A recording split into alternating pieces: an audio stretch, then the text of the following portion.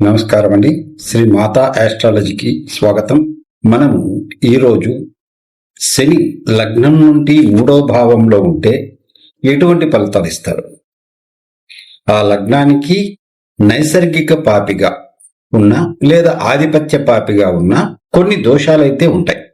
అది స్వస్థానం అయితే అంటే కుంభం గాని లేదా మకరం గాని అయితే కొంతవరకు పర్వాలేదు. మిగతా రాసుల్లో ఎక్కడున్నా లేదా ఉచ్చ స్థానంలో ఉన్న తులారాశిలో పర్వాలేదు. మకరం కానీ కుంభం కానీ లేదా తులా కానీ 3వ భావం కాకోకుండా ఇంకా ఏ భావమైనా 3లో శని ఉంటే చెవులకు సంబంధించిన అనారోగ్యాలు వస్తాయి. భుజాలు, మెడ, గొంతుకు సంబంధించిన అనారోగ్యాలు కూడా వస్తాయి. అలాగే సోదరులతో అంటే మనకన్నా చిన్నవారితో విభేదాలు వస్తాయి.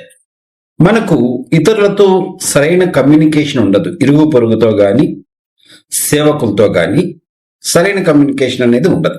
శని 3లో ఉన్నప్పుడు వారి హ్యాండ్ రైటింగ్ కూడా అంత బాగా ఉండకపోవచ్చు. 3 అనేది హ్యాండ్ రైటింగ్ కూడా. శని ముఖ్యంగా 3లో ఉన్నప్పుడు మనకు ఏ విద్యలోనూ సరైన సామర్థ్యం ఉండదు అని కూడా చెప్పచ్చు. మంచి ఆలోచన ధోరణి ఉండదు, మంచి ఉపాయాలు ఉండవు. అలాగే ఇతరులను మనము ఆర్గ్యుమెంట్ చేసే ఇతరులతో అందులో గెలిచే అవకాశం కూడా తక్కువ.